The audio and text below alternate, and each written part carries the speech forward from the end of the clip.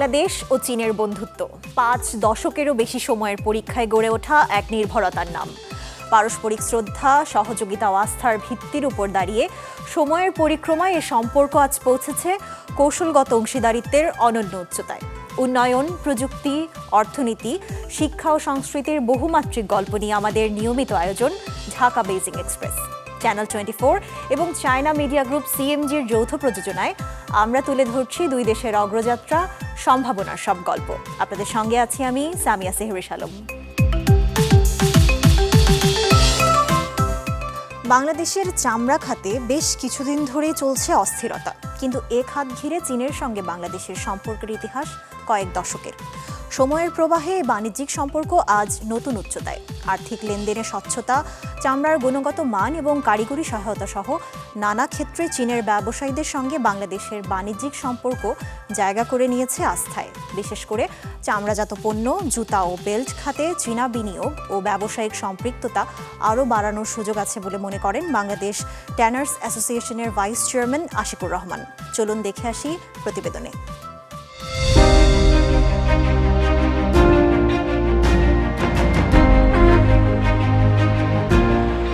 বাংলাদেশের রাজধানীর অদূরে সাভারের চামড়া শিল্প নগরীর কারখানায় এখন ব্যস্ততা। ঘুরছে সুবিশাল ড্রামের চাকা। ড্রাম থেকে বেরিয়ে আসছে ওয়েট ব্লো। পশুর পশম ছাড়িয়ে প্রক্রিয়াজাত করার পর যে চামড়া পাওয়া যায় সেটি ওয়েট ব্লো। ধাপে ধাপে চলে আরও প্রক্রিয়াজাতকরণ। চামড়া শিল্পের এই ব্যস্ততার পেছনে রয়েছে আধুনিক প্রযুক্তি, যার অংশ চীনও। তৈরি পোশাক খাতের পর বাংলাদেশের সবচেয়ে সম্ভাবনাময় রপ্তানি আয়ের উৎস হিসেবে বিবেচিত এই চামড়া শিল্প বিশ্ববাজারে এ পণ্যের মান নিশ্চিত করা এবং নতুন বাজারে বাংলাদেশের চামড়া পৌঁছে দেওয়ার লক্ষ্যে ঝরছে ঘাম। আর এ খাতে চীনের ক্রেতাদের সঙ্গে শুরু থেকেই ইতিবাচক ব্যবসায়িক সম্পর্ক বলে জানিয়েছেন ব্যবসায়ীরা। চীনের আমরা 50% মাল চীনের মধ্যে যাইতেছে, এখানে কিছু এরা গ্রেডের মালগুলো কম নেয়, লো গ্রেডের মালগুলো এরা বেশি নেয়। আমার মেশিনে চাইনিজ আমি মেশিনগুলো আমরা তাইওয়ান থেকে আনছি, কিন্তু মেশিনগুলো আমার এখন পর্যন্ত কোনো ডিস্টার্ব দেয় না, ভালো আছে। এবং আমি আরও 6টা মেশিনের অর্ডার দিয়েছি, এই জানুয়ারির জুনের শেষে আমি এলসি করতে আছি। শুধু প্রযুক্তিগত সহায়তাই নয়, বাংলাদেশের চামড়া রপ্তানির বড় গন্তব্য এখন চীন। দেশের মোট চামড়ার প্রায় 75 থেকে 80% যাচ্ছে চীনের বাজারে।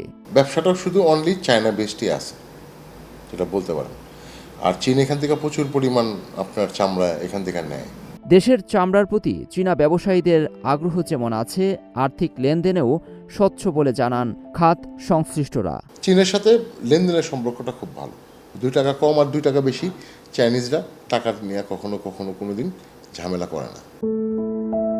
রপ্তানি উন্নয়ন ব্যুরো ইপিবির তথ্য বিশ্লেষণে দেখা গেছে 2024-25 অর্থবছরে চামড়া ও চামড়াজাত পণ্য খাত থেকে প্রায় 115 কোটি মার্কিন ডলারের রপ্তানি আয় এসেছে।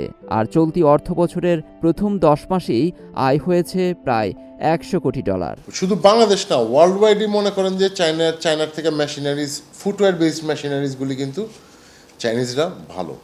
তো আমার হিসাবে গভর্নমেন্টের উচিত আমরা এখন চামড়া বিক্রি করব না, আমরা প্রোডাক্ট বিক্রি করবো, finish product, like a garments type. চাইনিজদের সাথে এইভাবে কোলাবোরেশন কইরা বাংলাদেশে ব্যবসা বাড়ানো উচিত। পরিবেশগত মান নিশ্চিত করতেও আছে আধুনিক প্রযুক্তি। সাভার চামড়া শিল্প নগরীর কেন্দ্রীয় বর্জ্য শোধনাগারের সিইটিপি চীনা প্রতিষ্ঠানের হাত ধরেই তৈরি হয়েছিল। সংশ্লিষ্টরা জানালেন, ভবিষ্যতে বাংলাদেশের চামড়া শিল্পের আধুনিকায়ন ও সম্প্রসারণে চীন আরও বিনিয়োগ বা সহযোগিতা নিয়ে এগিয়ে এলে তা ইতিবাচকভাবেই দেখবে সরকার। আমরা ভেরি মাচ পজিটিভ। যদি চাইনিজ আমাদের বন্ধু রাষ্ট্র, আমরা চাবো যে আমাদের সলিড ওয়েস্টের উপরে যদি আরও চাইনিজ ইনভেস্টর আসে। যেমন আমাদের এখনও ফ্লেশিং থেকে ট্যালো এবং ফার্টিলাইজার বা বায়োগ্যাস এই ধরনের প্রজেক্টে আমরা এখনও রেডি। যদি কেউ আগ্রহ করে, কোনো চাইনিজ ইনভেস্টর আগ্রহ করে, আমরা রেডি যে এ ধরনের ইনভেস্টরকে এই প্রজেক্ট অ্যানালাইসিস করে যদি তারা করতে চায়, আমরা ভেরি মাচ পজিটিভ। তাহলে হবে কি যে আমাদের সলিড ওয়েস্টটা পুরো রিসাইকেল হবে এবং এখানে 1500 থেকে 2000 কোটি টাকা একটা টার্নওভার গভর্নমেন্ট আসবে এবং এনভায়রনমেন্ট ফ্রেন্ডলি একটা পরিবেশ পাবো। চীনের কুয়াংচৌতে এক বাগানে গড়ে উঠেছে লিচুর আগামীর ভবিষ্যৎ। এটি বিশ্বের বৃহত্তম লিচু জিন ব্যাংক হিসেবে পরিচিত, যেখানে সংরক্ষিত আছে প্রায় 800 জাতের লিচু এবং তৈরি হয়েছে লিচু লঙ্গান হাইব্রিড সহ বিরল সব জাত। দীর্ঘ গবেষণায় গড়ে ওঠা এই কেন্দ্রটি এখন উদ্ভাবনের পরীক্ষাগার, যেখানে দেশি বিদেশি প্রজাতি নিয়ে চলছে গবেষণা, যা বৈশ্বিক লিচু শিল্পের জন্য এক নতুন সম্ভাবনার নাম। গ্রীষ্মের ভোর, চীনের কোয়াংচৌর এক ব্যস্ত এই বাণিজ্যিক এলাকায় হঠাৎ চোখে পড়বে সবুজে ঘেরা বিশাল বাগান। এটি সাধারণ কোনো ফলের বাগান নয়, এখানেই লুকিয়ে আছে লিচুর বর্তমান আর ভবিষ্যৎ। দক্ষিণ চীনের শহর কোয়াংচৌতে গড়ে উঠেছে বিশ্বের সবচেয়ে বড় লিচু জিন ব্যাংক, যেখানে সংরক্ষিত আছে প্রায় 800 জাতের লিচু। শুধু তাই নয়, এখানে আছে এক বিরল বৈজ্ঞানিক সাফল্য, লিচু ও লঙ্কান মিলিয়ে তৈরি বিশ্বের প্রথম উচ্চ ফলন। গ্রীষ্মের মৌসুমে বাজারে যখন লিচুর আগমন শুরু হয়, তখন এর পেছনে আছে দীর্ঘ গবেষণা ও উদ্ভাবনের ইতিহাস।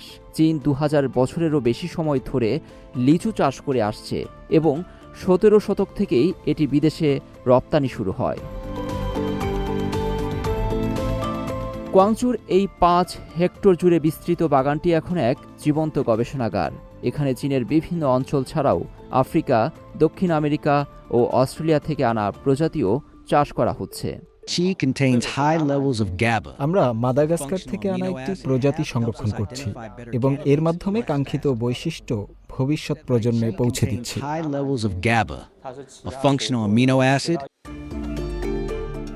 গবেষণায় একটি বড় সাফল্য এসেছে লিচু লঙ্কান হাইব্রিড তৈরি করে, যা 11 বছরের গবেষণার ফল। বর্তমানে বিশ্বে এর মাত্র একটি গাছই আছে। অন্যদিকে আরেকটি প্রজাতি আইসক্রিম লিচু প্রথমবার ফল দিয়েছে, যদিও এটি এখনও পরীক্ষামূলক পর্যায়ে আছে। গবেষকরা আরও জানান, লিচুতে পাওয়া গেছে উপকারী অ্যামিনো অ্যাসিড, যা ঘুম ও মানসিক স্বাস্থ্যে সহায়ক হতে পারে। বর্তমানে চীনের লিচু শিল্পের বাজার মূল্য প্রায় 4.4 বিলিয়ন মার্কিন ডলার, যা বিশ্বের মোট উৎপাদনের প্রায় 70%। জীবনী শক্তির অদম্য উদাহরণ সাংহাইয়ের 103 বছর বয়সী নারী শু। হিপ প্রতিস্থাপনের সফল অস্ত্রোপচার হয়েছে তার। এ শুধু চীনের আধুনিক চিকিৎসার সাফল্যের কথা নয়, বরং বার্ধক্যকে পরাজিত করে বেঁচে থাকার লড়াইয়ে অনুপ্রেরণারও গল্প। শতবর্ষ পেরিয়েও হার না মানা জীবনী শক্তি। এক সকালে বিছানা থেকে উঠতে গিয়ে হঠাৎ পড়ে যান 103 বছর বয়সী নারী শু। এরপরই শারীরিক যন্ত্রণা, নড়াচড়া প্রায় অসম্ভব হয়ে পড়ে। যদিও বয়সকে হার মানিয়ে চিকিৎসকদের সহায়তায় নতুন করে সুস্থতার পথে। চীনের সাংহাইয়ের এই প্রবীণ নারীর গল্প এখন অনেকের কাছে এক অনুপ্রেরণার নাম। চীনের ব্যস্ততম সাংহাইয়ে 100 বছর বয়সী এই নারীর সফল হিপ প্রতিস্থাপন অস্ত্রোপচার শেষে ধীরে ধীরে সুস্থতার পথে। এই বয়সে আংশিক হিপ প্রতিস্থাপন অস্ত্রোপচারের ক্ষেত্রে এটি নতুন রেকর্ড বলেও মনে করেন হাসপাতাল কর্তৃপক্ষ। সাংহাইয়ের বাসিন্দা এই প্রবীণ নারী দুর্ঘটনার পর প্রথমে বিষয়টিকে ক্লান্তিজনিত সমস্যা মনে করলেও দিন শেষে তিনি বাম পা ও পায়ের পাতা নড়াতে পারছিলেন না। এমনকি মোজা পরাটাও তার জন্য কঠিন হয়ে পড়ে। উপায় না পেয়ে শেষ পর্যন্ত শরণাপন্ন হন চিকিৎসকের। আমি প্রথমে ভেবেছিলাম দিনের বেলা বাড়ির কাজ করে রাতে ক্লান্ত হয়ে পড়ার কারণে এমনটা হচ্ছে। পরে দেখি পা নাড়াতে পারছি না এবং যখন মোজা পরার চেষ্টা করলাম মনে হলো পা ভেতরে ঢোকাতে পারছি না। হাসপাতালে পরীক্ষার পর চিকিৎসকরা জানান তিনি ফেমোরাল নেক ফ্র্যাকচার, যা কোমরের হাড়ের গুরুতর ভাঙনের একটি ধরন, তিনি সেটিতে আক্রান্ত হয়েছেন। সঠিক সময়ে অস্ত্রোপচার না করলে এ ধরনের রোগীর মৃত্যু ঝুঁকি 30 থেকে 50% পর্যন্ত হতে পারে। এ ধরনের আঘাত তাৎক্ষণিক প্রাণঘাতী না হলেও দীর্ঘ সময় বিছানায় পড়ে থাকলে ফুসফুসে সংক্রমণ সহ পরিস্থিতি আরও জটিলও হতে পারে। রোগীর বয়স বিবেচনায় হাসপাতালের অর্থোপেডিক, হৃদরোগ, অ্যানেস্থেশিয়া এবং পুষ্টি বিভাগের বিশেষজ্ঞদের সমন্বয়ে একটি মেডিকেল টিম গঠন হয়। শারীরিক অবস্থার সঙ্গে সামঞ্জস্য রেখে তৈরি হয় বিশেষ চিকিৎসা পরিকল্পনা। গেল 18 মে প্রায় 1 ঘন্টা অস্ত্রোপচারে সফলভাবে তার আংশিক হিপ প্রতিস্থাপন করা হয়। এখন সুস্থ হয়ে ওঠার পথে তিনি। হাসপাতাল কর্তৃপক্ষ জানিয়েছে 103 বছর বয়সী সুই এখন সবচেয়ে প্রবীণ এবং সম্ভবত সবচেয়ে দৃঢ়চেতা রোগীদের একজন। প্রযুক্তির ছোঁয়ায় সহজ হচ্ছে নগর জীবনের গতি। চীনের রাজধানী বেইজিং এখন এআই প্রযুক্তিকে কাজে লাগিয়ে শহর ব্যবস্থাপনায় প্রবেশ করেছে এক নতুন যুগে। ডুয়াল ইন্টেলিজেন্স কর্মসূচির আওতায় শুধু ট্রাফিক নিয়ন্ত্রণ নয়, পুরো নগর ব্যবস্থাপনাকেই ধাপে ধাপে ডাটা নির্ভর ও স্বয়ংক্রিয় ব্যবস্থায় রূপান্তর করা হচ্ছে। বিশেষজ্ঞদের মতে এই উদ্যোগ ভবিষ্যতের শহর পরিচালনাকে আরও দ্রুত, স্মার্ট ও কার্যকর করে তুলবে। বিস্তারিত প্রতিবেদনে। লাল সবুজের বাতির খেলায় নতুন ছন্দ, যানজটের ভিড়েও গতি পাচ্ছে নগরের স্পন্দন। বেইজিংয়ের হাইতিয়ান জেলায় ব্যস্ত মোড়ে চালু হয়েছে কৃত্রিম বুদ্ধিমত্তা এআই নিয়ন্ত্রিত স্মার্ট ট্রাফিক সিস্টেম। রিয়েল টাইমে সড়কের পরিস্থিতি বিশ্লেষণ করে এই প্রযুক্তি স্বয়ংক্রিয়ভাবে ট্রাফিক সিগন্যালের সময় নির্ধারণ করছে। ব্যস্ত সড়কে চাপ বাড়লে সবুজ বাতির সময় 1 থেকে 15 সেকেন্ড পর্যন্ত বাড়ছে। যান চলাচল স্বাভাবিক থাকলে সেই সময় কমিয়ে আনা হচ্ছে। ফলে অকারণ অপেক্ষা কমছে, স্বস্তি ফিরছে যাত্রীদের পথ চলায়। আগে অফিস শেষে ব্যস্ত সময়ে আমাকে 2-3টি সিগন্যাল পার হওয়ার জন্য অপেক্ষা করতে হতো। এখন অনেক সময় একবারেই পার হতে পারি। আমার মতে ট্রাফিক ব্যবস্থাপনা অনেক বেশি মসৃণ হয়েছে। বর্তমানে হাইতিয়ান জেলার 19টি গুরুত্বপূর্ণ মোড়ে এই প্রযুক্তি চালু রয়েছে। কিছু জায়গায় পরীক্ষামূলক ব্যবহারে দেখা গেছে গাড়ির গড় গতি বেড়েছে প্রায় 21% এবং যানজট সূচক কমেছে প্রায় 19%। সংশ্লিষ্ট কর্মকর্তারা জানান, 3D মডেলিং, ডিজিটাল টুইন প্রযুক্তি এবং এআই ক্যামেরার সহায়তায় পুরো সড়ক ব্যবস্থার একটি ডিজিটাল প্রতিরূপ তৈরি করা হচ্ছে।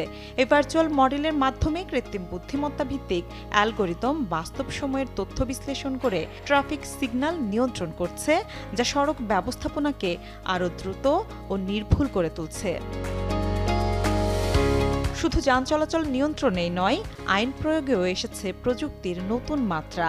আগে একক ক্যামেরার মাধ্যমে ট্রাফিক আইন লঙ্ঘনের ঘটনা শনাক্ত করা হতো। এখন মাল্টি ক্যামেরার সাহায্যে এটি গাড়ির সম্পূর্ণ গতিপথ পর্যবেক্ষণ করে আরও নির্ভুলভাবে অপরাধ শনাক্ত করা সম্ভব হচ্ছে। এর ফলে নম্বর প্লেট শনাক্তকরণ আরও নিখুঁত হয়েছে। পাশাপাশি পুরো প্রক্রিয়াটি বিভিন্ন দৃষ্টিকোণ থেকে রেকর্ড ও বিশ্লেষণ করা যাচ্ছে। স্মার্ট ট্রাফিক সিস্টেম চালুর পর ট্রাফিক ব্যবস্থাপনায় বড় পরিবর্তন এসেছে। তুলনামূলক কম জনবল ব্যবহার করেও আমরা এখন সড়ক নিয়ন্ত্রণে আরও কার্যকরভাবে পরিচালনা করতে পারছি। 2020 সালের ডিসেম্বরে চালু হওয়া ডুয়াল ইন্টেলিজেন্স কর্মসূচির লক্ষ্য শহর উন্নয়ন ও স্মার্ট মোবিলিটির মধ্যে সমন্বয় গড়ে তোলা। পাইলট প্রকল্প হিসেবে বেইজিং ইতোমধ্যে স্মার্ট সিটি প্রযুক্তি ব্যবহারে চীনের অন্যতম অগ্রণী শহর হিসেবে নিজেকে প্রতিষ্ঠিত করেছে। প্রযুক্তির বুদ্ধিমত্তা নগর ব্যবস্থাপনার সমন্বয়ে বেইজিং দেখাচ্ছে নতুন পথ, যেখানে সময় বাঁচে, গতি বাড়ে আর স্মার্ট শহরের স্বপ্ন হয়ে ওঠে বাস্তব। মহাকাশ গবেষণায় নতুন মাইলফলক স্পর্শ করল চীন। 210 দিনের ঐতিহাসিক মহাকাশ যাত্রা সফলভাবে শেষ করে নিরাপদে পৃথিবীতে ফিরে এসেছেন চীনের সেনচৌ 21 মিশনের 3 নভোচারী। এটি চীনের মহাকাশ স্টেশনে কোনো একক ক্রু বা দলের সবচেয়ে দীর্ঘ সময় অবস্থানের নতুন রেকর্ড। চীনের মানববাহী মহাকাশ সংস্থা জানিয়েছে 3 নভোচারী সম্পূর্ণ সুস্থ আছেন। সেনচৌ 21 মিশনের অর্জন নিয়ে বিস্তারিত জানব প্রতিবেদনে। 210 দিনের দীর্ঘ মহাকাশ যাত্রা শেষে সম্প্রতি নিরাপদে পৃথিবীতে ফিরেছেন চীনের সেনচৌ 21 মিশনের 3 নভোচারী। চীনের মহাকাশ স্টেশনে একক ক্রু বা দল হিসেবে এটি এখন পর্যন্ত সবচেয়ে দীর্ঘ সময় অবস্থানের নতুন রেকর্ড। চীনের মানববাহী মহাকাশের সংস্থা জানিয়েছে, মিশন কমান্ডার চ্যাংলু, নভোচারী উ ফেই এবং পেলোড বিশেষজ্ঞ চাং হংচাং সম্পূর্ণ সুস্থ আছেন এবং তাদের সেনচৌ 21 মিশনটি শতভাগ সফল হয়েছে। 2025 সালের 1 নভেম্বর থিয়াংকং স্পেস স্টেশনে প্রবেশ করেছিলেন এই নভোচারীরা। কক্ষপথে প্রায় 7 মাস অবস্থানকালে এই দল মহাকাশ বিজ্ঞান, চিকিৎসা এবং প্রযুক্তির ক্ষেত্রে বেশ কিছু যুগান্তকারী সাফল্য অর্জন করেছে। মিশনের বড় মাইল ফলকগুলোর একটি ছিল কক্ষপথের সম্পূর্ণ নিয়ন্ত্রিত ও কৃত্রিম পরিবেশে চীনের পক্ষে প্রথম সফল ইঁদুরের প্রজনন পরীক্ষা, যা ভবিষ্যতে মহাকাশে স্তন্যপায়ী প্রাণীর জীবনধারণের পথ সুগম করবে। এছাড়া মহাকাশের শূন্য মাধ্যাকর্ষণে তৈরি করা হয়েছে বিশেষ ইন্ডিয়াম সেলেনাইট ক্রিস্টাল, যা দিয়ে পৃথিবীতে তৈরি সেমিকন্ডাক্টরের চেয়েও উচ্চ ক্ষমতা সম্পন্ন ট্রানজিস্টর প্রোটোটাইপ তৈরি সম্ভব। এছাড়া নভোচারীদের মুখের সূক্ষ্ম নড়াচড়া দেখেই স্বয়ংক্রিয়ভাবে তাদের শারীরিক ক্লান্তি ও মানসিক অবস্থা পরিমাপের এক নতুন ইন্টেলিজেন্ট মডেল তৈরি করেছেন গবেষকরা। চীন এবারই প্রথম মহাকাশে আর পনির বা মাটি ছাড়া কেবল বাতাসে চেরি টমেটো এবং গম চাষে সফল হয়েছে। পাশাপাশি একটি নতুন লিকুইড প্রপেল্যান্টের সফল ইগনিশন ঘটিয়ে মহাকাশযানের জ্বালানি প্রযুক্তিতেও বড় অগ্রগতি এনেছে এই দল। আবারও আমাদের মাতৃভূমির আলিঙ্গনে ফিরতে পেরে আমি রোমাঞ্চিত। আমাদের পরিবার, সহকর্মী এবং দেশবাসীর সমর্থন ছাড়া এই দীর্ঘ পথ চলা সম্ভব হতো না। আমার দ্বিতীয় মহাকাশ অভিযান সম্পর্কে শুধু এটুকুই বলবো, একজনের নক্ষত্র সমুদ্রে যাত্রাকে সফল করতে পুরো দলের নিষ্ঠা প্রয়োজন। চীনের জাতীয় বিজ্ঞান ও প্রযুক্তি কর্মী দিবস উপলক্ষে মিশন কমান্ডার চাংলু একটি বিশেষ স্মারকও পৃথিবীতে ফিরিয়ে এনেছেন। সেঞ্চু 21 উৎক্ষেপণের দিন গ্রাউন্ড সাপোর্ট টিমের দেওয়া একটি আপেল তিনি পুরো মিশন জুড়ে পরম যত্নে সংরক্ষণ করেন, যা বিজ্ঞান ও প্রযুক্তি খাতের কর্মীদের প্রতি শ্রদ্ধা জানাতে পৃথিবীতে ফিরিয়ে আনা হয়। অন্যদিকে প্রথম মহাকাশ মিশনেই 3টি স্পেসওয়াক সম্পন্ন করে ইতিহাস গড়েছেন উ ফেই। বর্তমানে তিনি সবচেয়ে কম বয়সী চীনা নভোচারী হিসেবে এই অনন্য কৃতিত্বের অধিকারী। আমার প্রথম মহাকাশ অভিযানে এমন একটি গুরুত্বপূর্ণ দায়িত্বে নিযুক্ত হওয়া এক বিরাট সম্মান। দেশের আস্থা, পূর্বসূরীদের নির্দেশনা এবং পুরো ক্রুয়ের সম্মিলিত প্রচেষ্টাই আমাকে এই অভিযানটি সফলভাবে সম্পন্ন করতে শক্তি জুগিয়েছে। মহাকাশ স্টেশনে একাধিক জটিল বৈজ্ঞানিক গবেষণা কার্যক্রম পরিচালনা করা পেলোড বিশেষজ্ঞ চাং হংচাং জানান, মাতৃভূমির কারণেই তার বৈজ্ঞানিক আকাঙ্ক্ষা ও মহাকাশ যাত্রার স্বপ্ন আজ একসঙ্গে বাস্তবায়িত হয়েছে।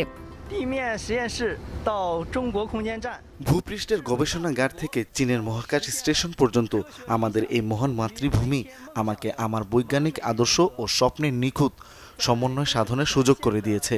ভবিষ্যতে এই অর্জনকে ভিত্তি করে মহাকাশ বিজ্ঞান ও প্রযুক্তিতে চীনকে আরও শক্তিশালী করতে কাজ করে যাব।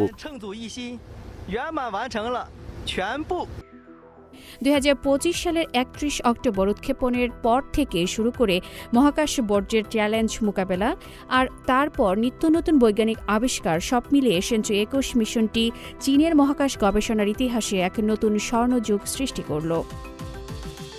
অতীতের শিল্প ঐতিহ্য আর আধুনিক নান্দনিকতার মিশেলে নতুন রূপ পেয়েছে পূর্ব চীনের চেচিয়াং ও চিয়াংশু প্রদেশের পরিত্যক্ত কারখানা ও কমপ্লেক্সগুলো। একসময়ের নির্জন ও ভুতুরে এসব স্থাপনা এখন রূপ নিয়েছে দৃষ্টিনন্দন সাংস্কৃতিক পার্ক ও সৃজনশীল মিলন কেন্দ্রে। শিল্প ঐতিহ্যের আবহে প্রকৃতির সৌন্দর্য উপভোগ করতে প্রতিদিনই সেখানে ছুটে আসছেন অসংখ্য দর্শনার্থী। চীনের চেচিয়াং প্রদেশের শাওশিং শহর। এখানকার 35 বছর পুরনো একটি পানি শোধনাগার এখন আর কেবল অতীতের স্মৃতি নয়, এটি রূপান্তরিত হয়েছে নান্দনিক এক ক্যাফেতে। এক সময়ের পরিত্যক্ত স্থাপনাটি বর্তমানে গ্রামটির অন্যতম জনপ্রিয় আকর্ষণে পরিণত হয়েছে। প্রতিদিন হাজারো মানুষ সেখানে ভিড় জমান। কফির কাপে চুমুক দিতে দিতে দর্শনার্থীরা উপভোগ করেন প্রকৃতির নির্মল পরিবেশ ও শিল্প ঘেঁষা আবহ। ক্যাফেটির ব্যবস্থাপক সু হাইহান জানান, দর্শনার্থীদের প্রশান্তি ও স্বস্তিদায়ক অভিজ্ঞতা দিতেই নেওয়া হয়েছে এমন উদ্যোগ। আমরা চাই দর্শনার্থীরা শিল্প ধাঁচের পরিবেশে প্রকৃতির সৌন্দর্য উপভোগ করুক। এখানে এসে তারা যেন স্বস্তিদায়ক ও চাপমুক্ত কিছু সময় কাটাতে পারে, সেটিই আমাদের লক্ষ্য। অন্যদিকে চিয়াংশু প্রদেশের হুয়ান শহরে 60 বছরেরও বেশি পুরনো একটি মুদ্রণ কারখানাকে গড়ে তোলা হয়েছে সাংস্কৃতিক ও সৃজনশীল পার্কে। প্রায় 20,000 বর্গমিটার জুড়ে বিস্তৃত এই পার্কে শিল্প, সৃজনশীলতা ও অবসর বিনোদনের জন্য এক অনন্য সমন্বয় বলে জানিয়েছেন দর্শনার্থীরা। এখানকার সাংস্কৃতিক পরিবেশ সত্যি চমৎকার। বিশেষ করে তরুণদের জন্য এটি খুবই আকর্ষণীয় একটি জায়গা। অবসর সময়ে উপভোগ করতে আমি এখানে বহুবার এসেছি। পার্কটির ব্যবস্থাপক চিং জানান, বর্তমানে এখানে 80টিরও বেশি ব্যবসা প্রতিষ্ঠান কার্যক্রম পরিচালনা করছে। এখন পর্যন্ত 19 লাখ দর্শনার্থী এই পার্ক ঘুরে দেখেছেন। এই প্রকল্পে প্রায় 140 মিলিয়ন ইউয়ান বিনিয়োগ করা হয়েছে। যেহেতু এটি একটি পুরনো কারখানার সংস্কার প্রকল্প, তাই নকশায় সৃজনশীল ও আধুনিক নানা উপাদান যুক্ত করা হয়েছে। এছাড়াও স্থানীয় জনপ্রিয় ব্র্যান্ডগুলোর অংশগ্রহণে দর্শনার্থীদের জন্য তৈরি করা হয়েছে আরও আকর্ষণীয়ভাবে। পুরনো শিল্প স্থাপনাকে নতুন জীবন দেওয়ার এই উদ্যোগ এখন স্থানীয় অর্থনীতি ও পর্যটনেও নতুন সম্ভাবনার দ্বার খুলে দিচ্ছে। ঢাকা বেইজিং এক্সপ্রেস আজ এ পর্যন্ত। চীন ও বাংলাদেশের দ্বিপাক্ষিক সম্পর্ক এবং নানা ঘটনা প্রবাহ নিয়ে আবার দেখা হবে পরবর্তী পর্বে, একই দিনে একই সময়ে চ্যানেল 24 এর পর্দায়। শুভরাত্রি।